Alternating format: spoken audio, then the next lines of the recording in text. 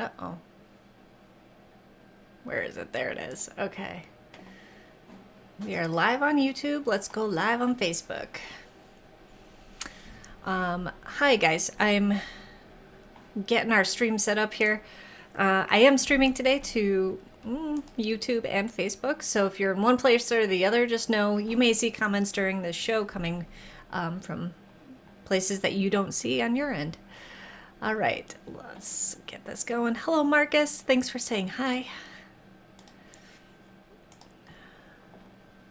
All right, we're going to have a great talk today about what we finished up in our foster parent training last week.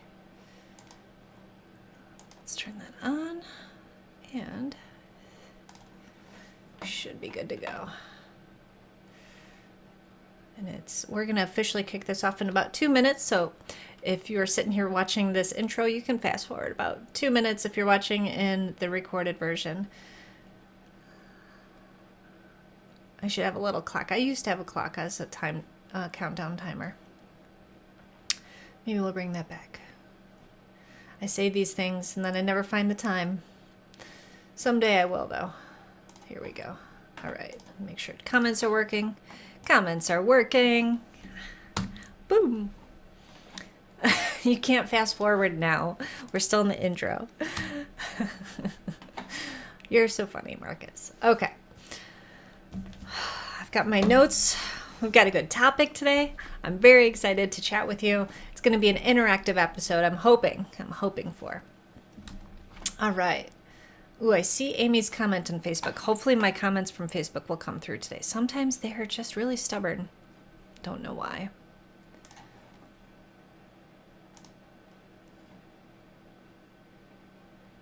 It says that it's there. But hi, Amy. All right. Wait for this to hit 6 and hit our intro and then get going. All right, here we go.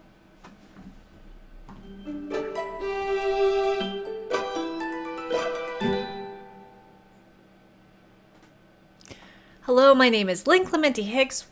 Welcome to another episode of Baby Talk, because I haven't changed the name yet. We are not talking about babies today, though. We are talking about where we are in our foster parent journey.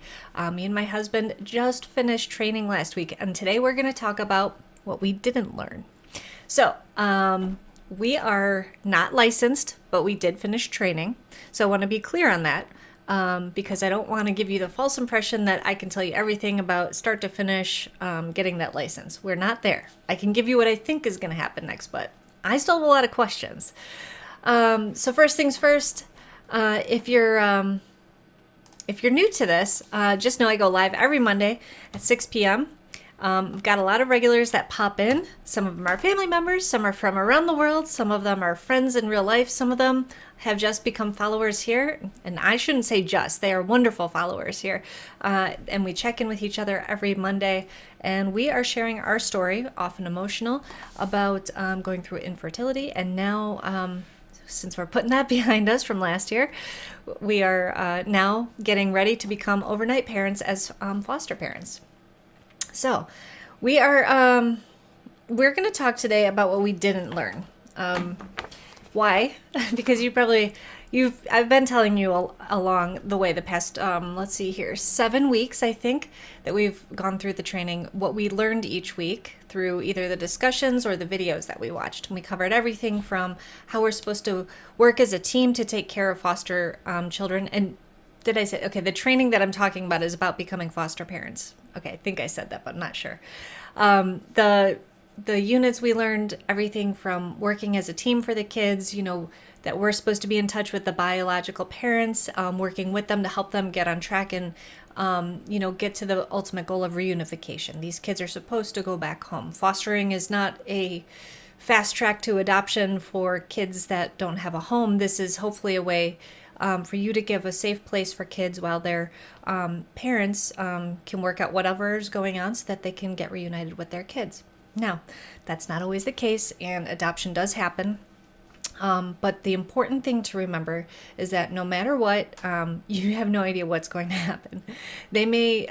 One thing we learned during the training was that there's going to be a plan, a main plan of reunification, but there's also a backup plan that they have, laid out, just along at the same time, just in case that main plan doesn't work. So they may say to you, hey, are you willing to adopt these children? That may be the backup plan. And that's it's an interesting thing to have someone ask you that and then have that in your head that could be a possibility. And then you start to get attached and think that might be what happens. And then, reunification happens. And then you hopefully get to stay in touch with these kids you've built an attachment with, but it's not always the case. So Bert and I know that there's a lot of potential for heartbreak in a lot of different ways with this journey, but I think that it's worth it. Why is it worth it? We are going to become a very important part of these children's lives, whether they realize it or not, for a small or long period of time. And I think that that's super special. It's not for everybody, but for me and Bert, we're ready and we're excited, and I think we're going to be gosh darn good foster parents. So we finished our final discussion last week. The last one was kind of like preparing for, kind of knowing like all the steps that are involved in the process of getting the kid and what comes next. We talked about, preparing the house a little bit, things that we can do to make the kids feel safe, and a lot of ways that, they're trying to prepare us to deal with the trauma that the children have experienced. And every child that's placed in a foster home has experienced at least one bit of trauma, which is being taken away from the life that they commonly know. Whether that's their parents or caregivers or family member or whatever it is, whatever situation they just came from, that was what they know, and now they are not there. That's trauma. And then pile on top of that anything that led to that, whether that's abuse or neglect, or whatever it may be, whatever the situation was that they needed to be removed from, that's additional trauma. So what I want to talk about today is that we've all experienced some sort of trauma in our life, and we're not comparing our traumas, right? What we're talking about is how we work through them, who helped us work through them, right? And then what the outcomes were. Were you able to move on from that, or is it something that's still weighing you down? We're not going to get into your individual traumas, but I want to include that because when we're thinking about these kids coming in there, some people may think, well, they have a lot more trauma than I do, or kids in the foster system are a lot more traumatized than kids that grow up with a family. But starting to compare things like that is a very dangerous thing because everyone's got trauma of some kind. So, hello, Dad, I do see you. You said hi 2 times, just, be like, I got you, Dad, I got you. And Mom, no, not new glasses. It's just my eyes have been bugging me with allergies lately, and I went with the glasses today. So, and hello, Kelly, I see you. For some reason, not all my Facebook comments are coming through in order for me to put them up on the screen, but I do see you and I know that you're out there. So what I want to talk about, keeping in mind that everyone's got trauma. Everyone, it could be something that happens at school, something that happens at work, something that happens at home, wherever these things happen. A lot of times where trauma can come with shame, we don't share it, and therefore we try to work through it by ourselves and don't get the help that we need.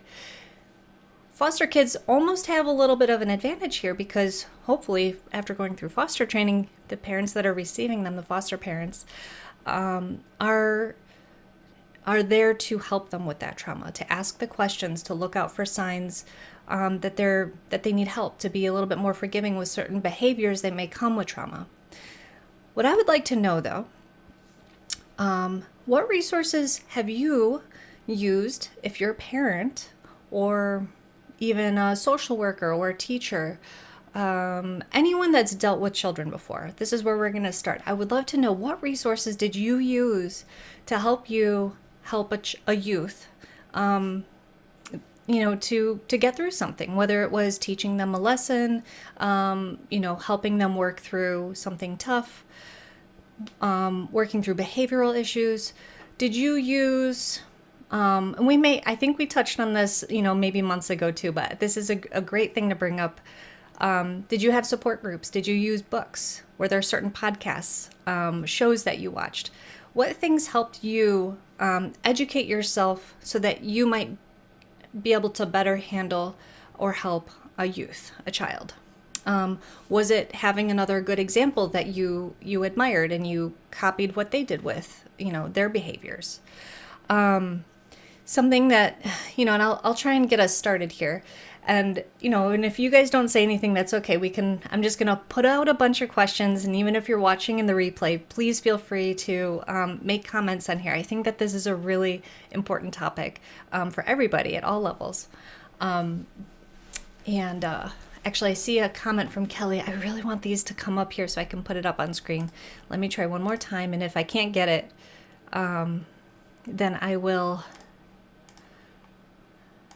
just read it out here. Hello, Kim. Thanks for saying hi. Okay. So Kelly, it doesn't look like it's coming, so I'm just going to read it. This is, Kelly's made this comment on Facebook, and I can only bring up the YouTube ones. She said, early intervention services for speech therapy, occupational therapy, and developmental therapy under age 3. These are excellent ideas. I see this in the foster groups a lot. When parents of our foster parents of toddlers are describing certain behaviors, a lot of the other people will jump in and say, well, have you, tried therapy yet? And I love that that's a welcome suggestion now, because I feel like for a long time therapy was not, as widely accepted or practiced as a good resource. So I really appreciate that, Kelly, as a suggestion, because there's no shame at all in having your kids go, or a child go to therapy for some additional help, because you can't do it all. There's actually professionals out there that can help with the tough stuff, which is awesome. I love that. Amy also has a comment here on Facebook and said, when my husband died, they had a grief support group at school for my kids. Oh, I love that. Middle school level. So 2 out of 3 of them wanted to go. And there were also summer camps for kids who lost parents. This is incredible. I had no idea these resources were out there. Thank you for sharing that, Amy. Yeah, when that's a trauma. Yeah, when kids lose a parent when they're at a young age. It's so great that you're thinking of the kids and helping them through it, and knowing you can't just do it alone. You have this place where they can go and talk to other people that are going through it too. And again, those professionals that can help them, work through it. That's such a great suggestion. Thank you so much, Amy. I love that. And that they love the camps. Yeah, see, and that's another thing true. It's so true that we're united by the things that are hard, right? Like when I was in the infertility supports last year, was incredible. It was what made me fall in love with support systems. And you've got these small group, large group, all different sizes, shapes, different ways of doing it. And when you click with that around a common cause, all these other variables, of background, where you live, all these other things don't matter. The one thing that unites is all that matters. The thing that you bring, that you all have in common. Yeah. All right, I'm just making sure I didn't miss anything else on the Facebook. Okay. Oh, there. Now these are starting to come through, so that's really nice. Okay. So my dad is saying, this is great. Oh, Kelly said, okay, I switched to YouTube. And of course, all the comments are starting to come through on Facebook now. Oh, that's funny. Oh, yes. Let's do a very special. We had to do a big pause here, guys. My sister is here. It is her birthday. Happy birthday, Kim. Thanks for watching on your birthday and spending your time with me today. Super special. Yesterday was Easter. I don't know. People with birthdays right next to holidays, sometimes it's a little tough. So, Kim, happy Easter and happy birthday. That's why she's saying thanks to Kelly, because Kelly said happy birthday on here. So awesome. I'll do a little side note too. Yep, we're getting all the celebrations here. Woo! Little birthday, happy birthdays from Amy. So side note, well, I hate when I do this, but I'm going to do it now so I don't forget. But I want to do a huge shout out also to my dad who came over on Easter, because our family did Easter last weekend, because families have, there's all of the families have different things going on actual Easter. And well, Bert and I didn't really. We were like, this is a weekend that we have free. Let's do house projects. So my dad actually came over to help us out with a project yesterday. So very big thank you to my dad. He left my mom at home because she wasn't feeling well. And Mom, I hope you're feeling better today. I know you were super sick yesterday. But thanks for lending Dad to us while you stayed home. Okay, so big thanks, big happy birthdays, all the family love. Let's get back into our topic here after I did all that whole sidebar stuff. So my dad had made this comment here that he found support in other parents and friends. There were no podcasts back in the day. That's very true. There were no podcasts back then. There's a lot of things back then that there aren't now. A lot of resources, a lot of things that are more common practice now that weren't as common practice. There were no tablets back then. I mean, what was I raised on? What did I do all day?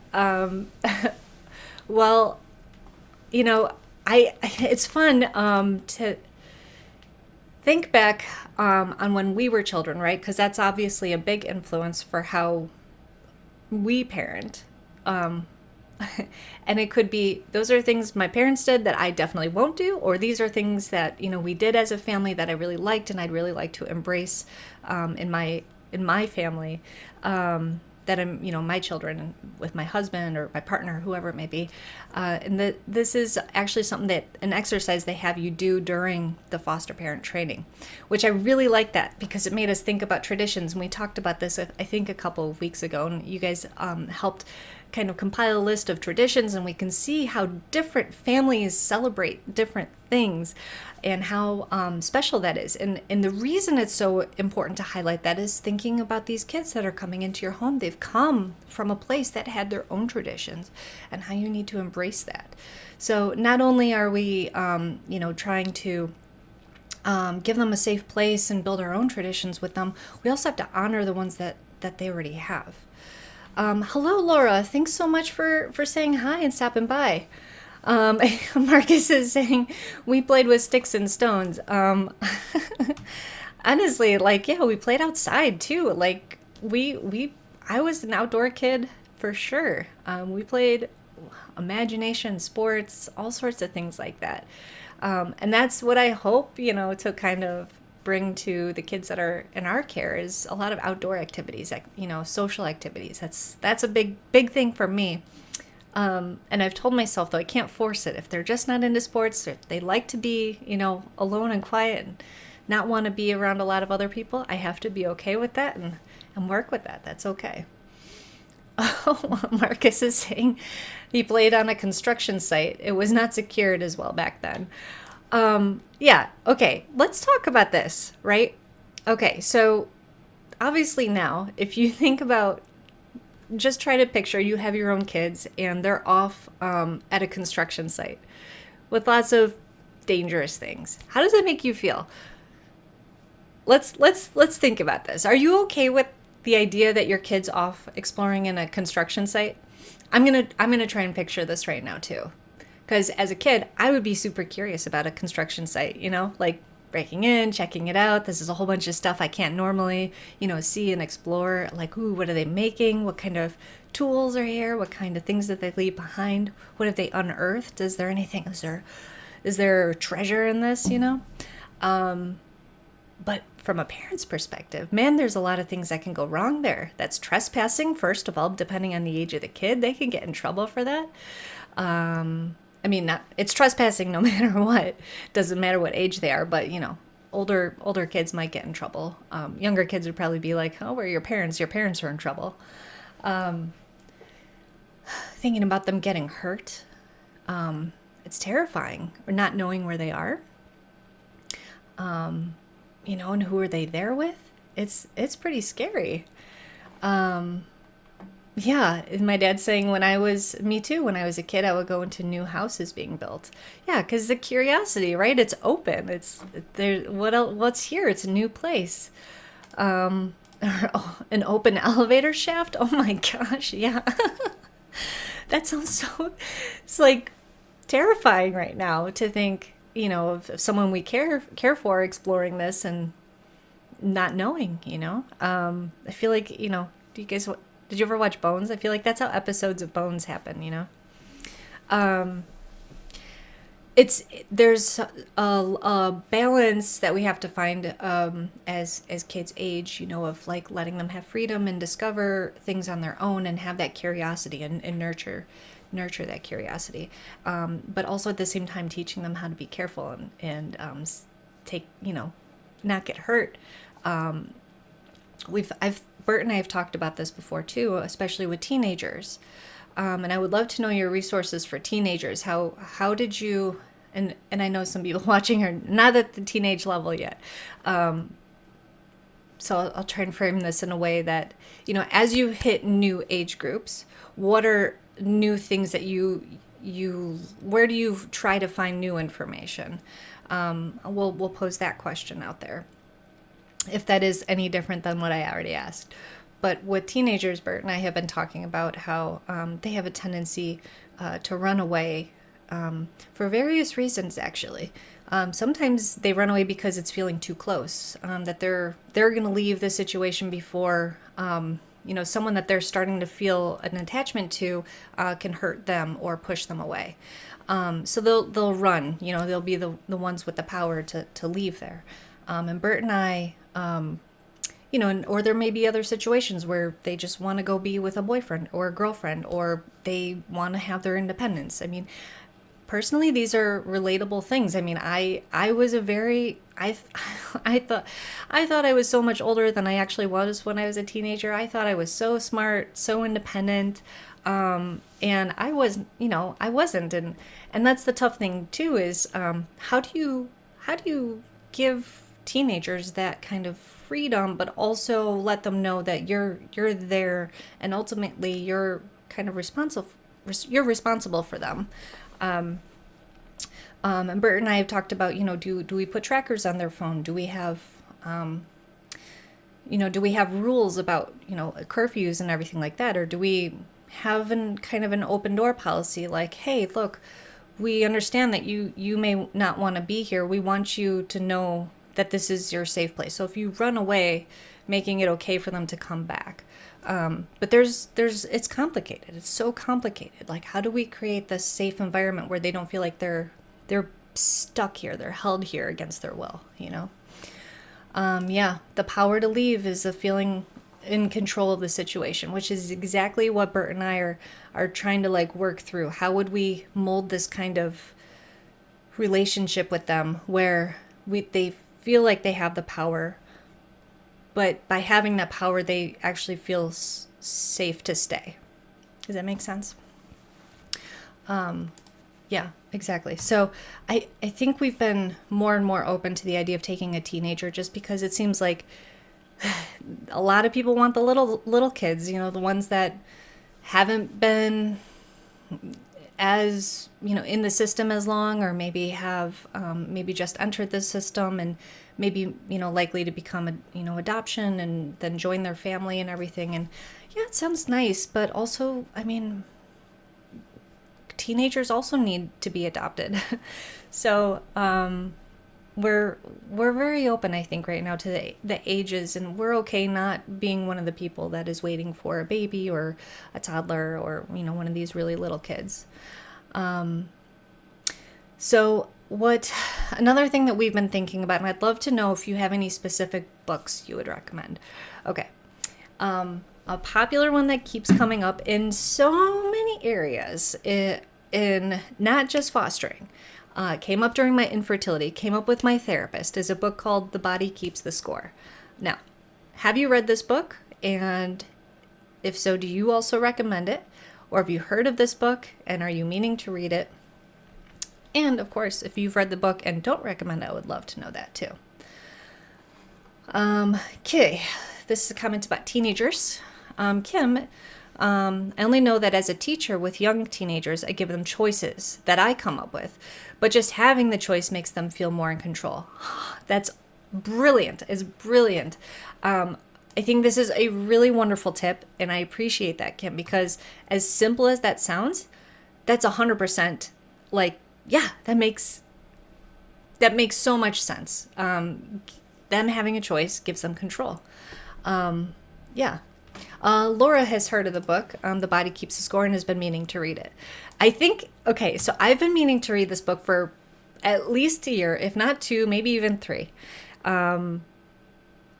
And I should probably give, and I have not read it. I think it's coming. I asked Bert to order it. He was placing an order today on Amazon. I'm like, order this book if you could. The book is about trauma and how the body maintains the memory of it. I think in like 3 or 4 different ways, like mentally, physically, emotionally, and there might be a fourth one, but how it affects us and how that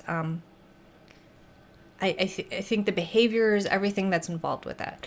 And I think it's a fascinating read to learn about ourselves, and also when we're working with others that may need support. So, okay, Marcus has never heard of it, but he likes the title. Okay, so maybe this will be my next thing. As I'm reading this, maybe I can give you a few tips from what I'm learning, and then we'll see what we all get from it. So Kim, thanks for that tip about the teenagers.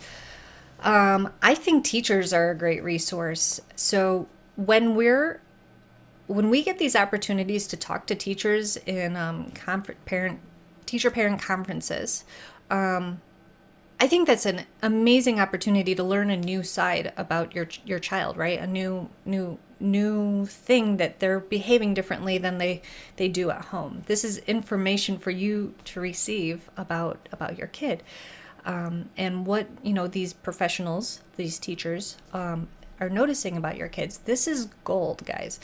They're going to give you information that you don't have access to during those school hours. You may get report cards, you may get notes home from the teacher and stuff, but man, I can't wait for the opportunity to sit down with a teacher. I know they're on Zoom now most of the time, or whatever whatever apps they're using.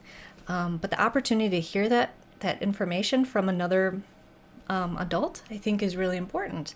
And it seems to me that a lot of times parents think that they know best about their own kids, and they're not receptive to this information coming from other people. And of course, no one knows everything, and I think all information can be helpful. I don't know. Maybe this is just like a very like, it's all going to be roses and butterflies and rainbows, and maybe not butterflies because they're terrifying, but I think that's a really important thing. I'm not just saying that because my sister's a teacher. I think that I'm thinking back on the relationships I had with teachers and how they might have known things about me that, I didn't know about myself until years later. And I doubt that, my parents knew about me. It sounds weird, but just different things. I don't know. I think it's neat. I think it's fascinating. And also having, a training about developmental stuff, when we talk about these therapists and everything that Kelly mentioned earlier, those are also really, really helpful for us to better understand the child that we're caring for. So going into, parenting or foster parenting or any sort of caregiving, it's really important to not think you have all the answers. Wonderfully said, Laura. Absolutely. It truly takes a village to raise a traumatized kid. It truly takes a village to raise any kid. Honestly. Okay.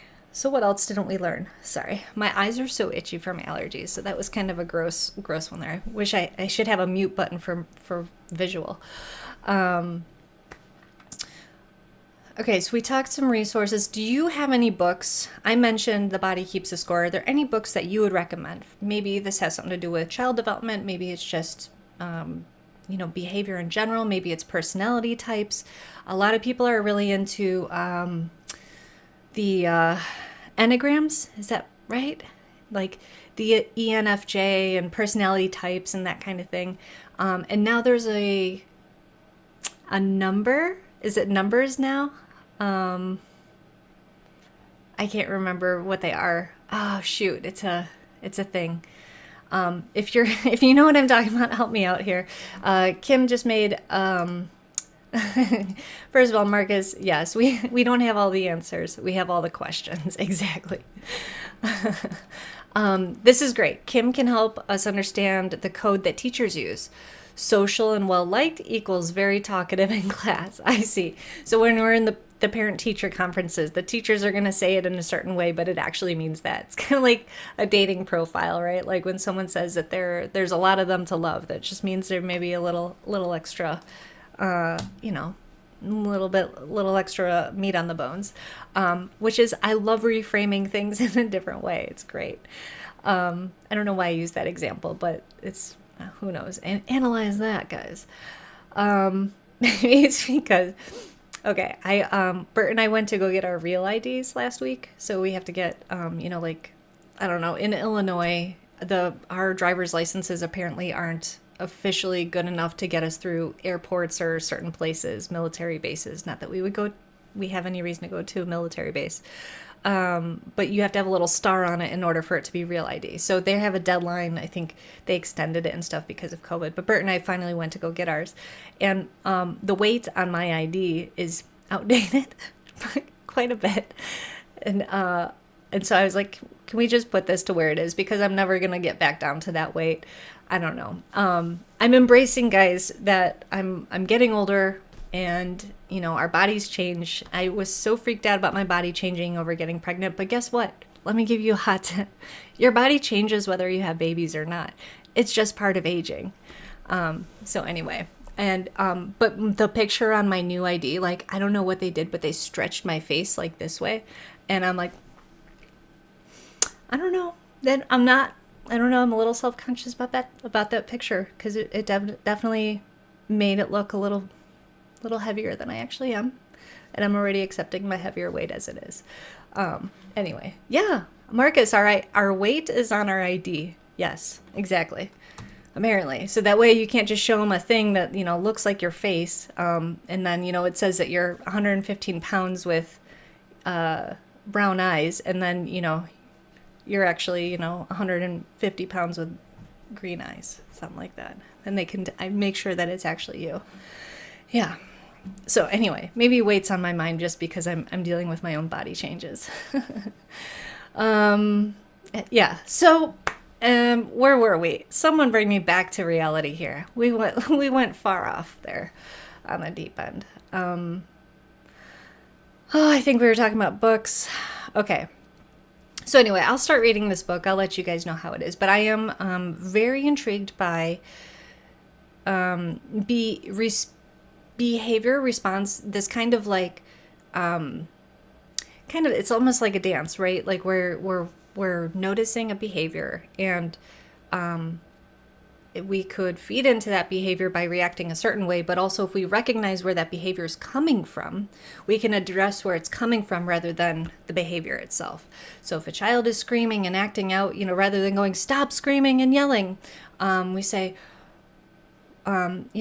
hey, you want to say something, what is it? And obviously I'm trying to be rational with a screaming child, and that's probably not how it's going to go down, but you get the point where I'm trying to be like, okay, the child is screaming and yelling about something. I'm not going to tell them to just be quiet. I'm going to try and either find out why they're screaming and yelling, or I'm going to ignore the behavior until they stop screaming and yelling so that they know that we have to rationally address this. Every situation is going to be different, and here's the number one thing that I learned, and my biggest takeaway is that we are going to make mistakes. We are going to make mistakes. We are going to have to have adult discussions after the fact and go, wow, we really messed that up. What are we going to do different next time? And I think that is the best thing that we can do when we make those kinds of mistakes. And if we need to, maybe tell the kid, hey, we messed up. We shouldn't have handled it that way, and we're sorry too. And that's how we, teach them how to be accountable, hopefully. Is this a book, Laura?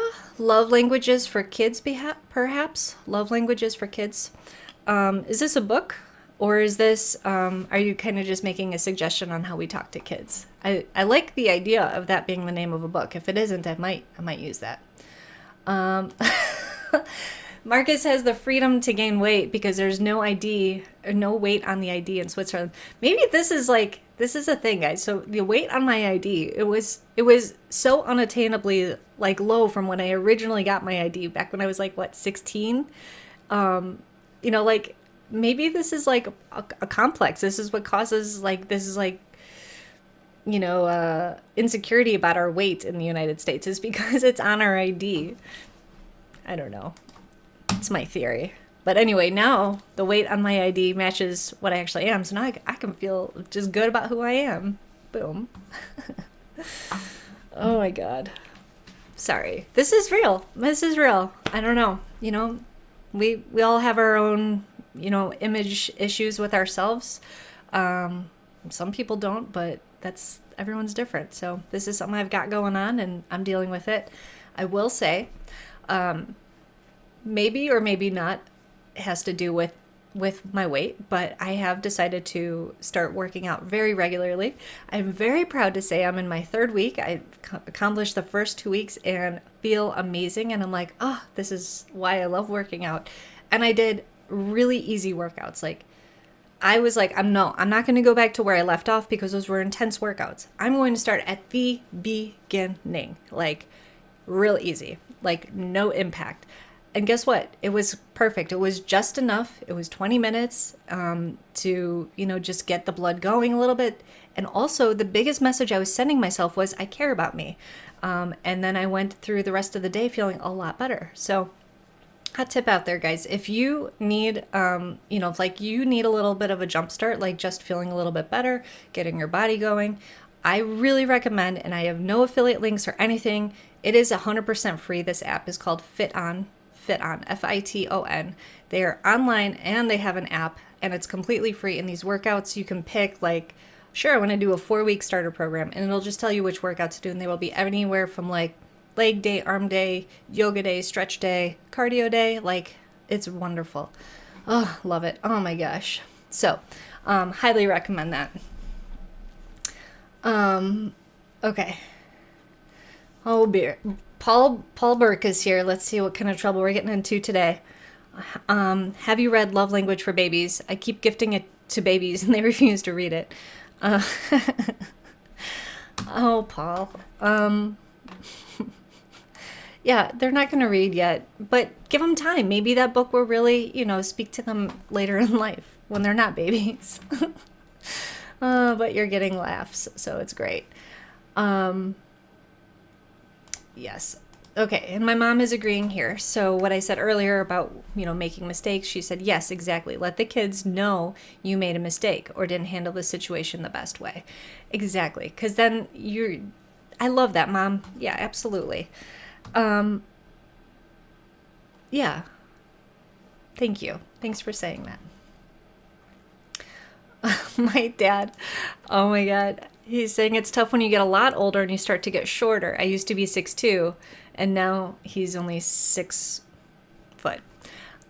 We had a few laughs about this yesterday because we were actually putting up some wood in my living room. We're trying to finish that whole beam project. And he kept using his arm as a measurement. He's like, well, I know that my reach is this. It's always been this. And I'm like, but Dad, the ruler says this. So we had some laughs. Probably poor Dad, is letting that sink in that he got a little bit shorter and didn't realize it. Yeah. Fit with Lynn, I would buy that. I know. I thought about doing that when I was furloughed, doing fitness classes. I recorded a few, to be honest, and I was like, no, everyone else is doing this. This is not something I want to invest all my time in. It takes a lot of work to write a good workout, edit it and everything. But yeah, sorry, Marcus. We're not doing fitness classes. Though, I will say, if you do FitOn, not, get fit with Lynn, the program that will never be. but fit on the app, you can actually, with the pro version, which is only, I think, $30 for the entire year, I think that's a very good deal. You can actually sync it up so that if you're doing it from your phone or tablet, you can work out with someone else. So you can see the workout, the video, and then also see your friends working out with you. So if you did want to have an accountability partner, another perk to that app. Okay. I know. Paul, you had some laughs and your poor father cried the whole drive home, mainly because you couldn't reach the car pedals. Aw, poor dad. He's like, what? I can't hear you guys. What are you saying about me? I'm just teasing. Oh, I'm going to get this. Someday my foster kids are going to come back and tease me so hard because I'm teasing my parents. Oh, God. I know it. Oh, Mom. So Mom's saying she wished it knew it sooner, admitting that she made mistakes. Look at it. We're getting real deep here. We're airing out all of my childhood here. Mom, you're a great mom. And this is life. This is, we all make mistakes, and you know what? The fact that you know it now, that that you can admit that they're, what you just said, I think that's you win. You win right there. Like, it doesn't matter when it happens, just as long as it happens. I think that's how it works. Back in my day, we used to be taller. Yep. Dad's laughing too. All right. I'm glad that he's laughing. All right, guys, this is fun. I've been yammering on for about, let's see, 39 minutes. We're going on 40 minutes here. Let's do a quick check-in with you. How was your Easter? Did you have any, what'd you do? Did you do anything fun? Did the Easter egg bunny come? Make an egg hunt for you? Easter baskets, anything fun? Any new traditions? Yeah, exactly. You better make some mistakes, otherwise you won't do anything at all. That's right. If we got everything right all the time, life would be so boring. I think about this all the time. Like, the older I get, the more I realize is like life is meant to be imperfect. It's meant to have these ups and downs, so that we as humans can experience the emotions of them. It's just some are really super duper duper way hard and suck, right? Like, some of them just suck so bad. And I was trying to find a way to say this more eloquently the other day. I said this to Bert, and I'm like, okay, I'm going to try and put it here. Maybe you guys can help me phrase it in a much better way. But the idea was that, like, right now, we're going through, let's back it up. Let's talk about last year. Last year, we went through infertility, and we didn't end up having a baby, okay? Last year, somewhere, there was a child going through something really tough, and maybe they're getting to a point where soon they're going to be, removed from their family and put into ours. And that could only have happened when our timelines, went through this, right? Bert and I decided to go into foster training because of our infertility, and this child is going through this really tough thing that's, traumatizing them. And in order for our two lives to collide, those really tough paths had to happen first. So somewhere down the road, like, something really good will happen because of that. I don't know how to really eloquently say that, but is there something there? Tell me if there's something there. And if you're like, try again later, Lynn, I'll take that too. I got it. Yeah. True. Everyone does know what Dad did for Easter. He came over and helped me. So, all right, Dad, your turn's over. Yeah, but if we think about, I don't know, I think the reason I was thinking about that is, like, if we can reframe while we're going through something super hard, whether it's we're grieving from a loss or grieving from something that happened to us or grieving from something that happened to someone else, whatever the hard thing is that we're going through, if there's a way in our heads to say there's a reason that this is happening and I don't know what it is yet, does that make it any easier? Does that give you hope? I don't know. Okay. Thank you, Marcus. Marcus is my #1 fan. So of course, he's saying what a beautiful way to look at it. So I appreciate you saying that, Marcus. Thank you.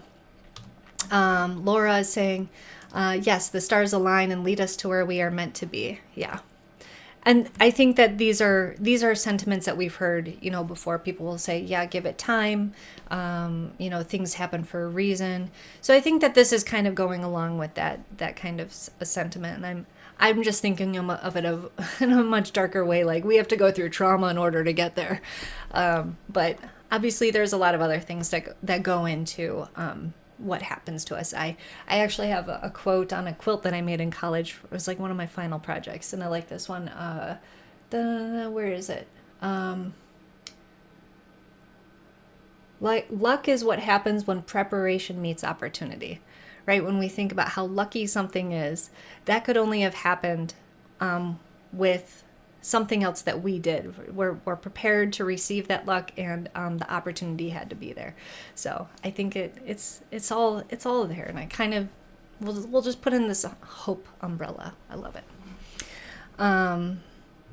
Okay, yeah, Dad's saying a lot of times people say that's karma when bad things happen, but karma can be good things. Absolutely, yeah. I love the idea of karma. It's and I've never studied or anything, but the concept of it is, very much something I've for a long time in my life. At a young age, you learn, I don't know where the word karma, I first heard it, but yeah, it's like, oh, there could be good karma and bad karma. If you put good out there, good will come to you. If you put bad out there, bad will come to you. I absolutely think so.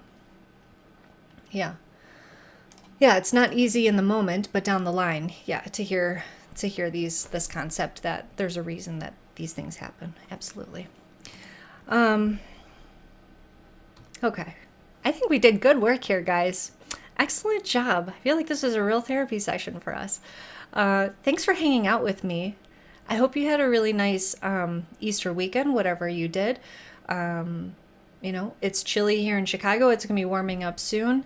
Bert and I are taking, actually, just in time for the weather to warm up, we're actually heading out to Denver this weekend.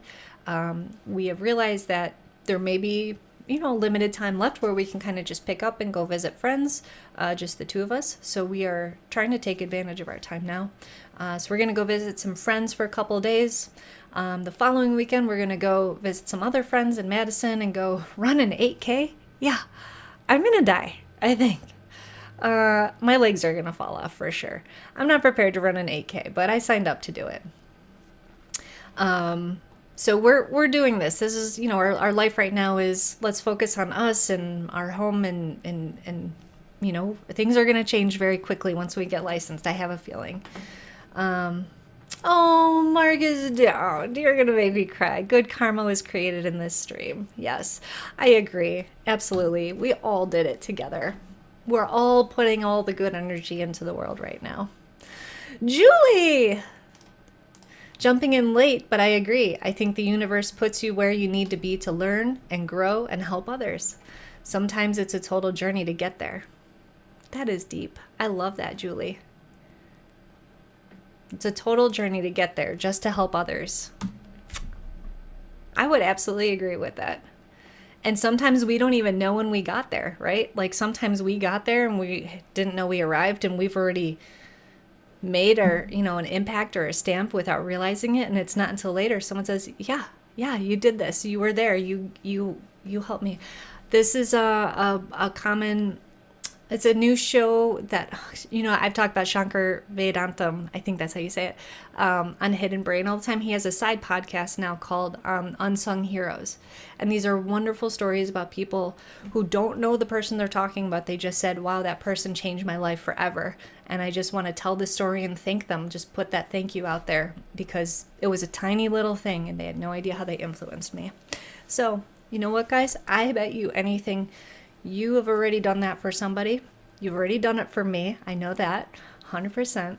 So maybe give yourself a little pat on the back for being awesome today. Alrighty. Oh, my mom is super sick, and she's asking if anyone has a home recipe for a miserable cough. My mom always told me to gargle with salt water, so Mom, you might want to try that. And also go to the doctor. Could you please go to the doctor, Mom? They'll give you medicine for the really bad cough, and then you'll start to feel better. Oh my gosh. Okay. I really do need to ramp up to the 8K, that's for sure. And guys, that's the thing. All we can do is just keep working on whatever it is we're working on. One foot in front of the other, do the next best thing. Okay, so mom already gargled with salt water. Next step, go to the doctor. So I hope you feel better, Mom. Okay. Marcus is saying, I want to sing for the unsung heroes. It probably would sound bad. Well, Marcus, you're not that bad of a singer. I really like your singing. You come up with some good lyrics. Yeah. Mom, do a virtual visit. Gosh darn it. This is what the doctors do now. You don't even have to go anywhere. You just make an appointment. You talk to the doctor on the screen, just like you and I are talking right now. And they will be like, okay, here's a prescription for this. Send Dad to the store. You don't even need to leave the house. Look I got you. I got you. Just, you can make an appointment online. Do you need me to? I feel like I need to do this for you. Mom used to make my appointments. Now I need to do it back. I don't know. Oh, she's saying, thanks, Lynn. Love you. Oh, relationships. I love them. All right, guys. The world needs a Marcus song. We're voting for this. Yes. There we go. And Kim saying hot tea with a shot of whiskey and honey. There you go. All right. And coughs are serious business. Yeah, we gotta get rid of that. You guys, we're such a good team. Look at us all helping each other out, encouraging each other. I hope that you have an awesome rest of your week. I will be here on Monday next week to chat with you about how we're coming along with this. We have our big interviews next week, so maybe I'll be talking to you about how I'm feeling going into that. The friends that we're visiting this weekend in Denver actually have fostered before, so they're super excited to hear from us, and they're still in touch with their foster.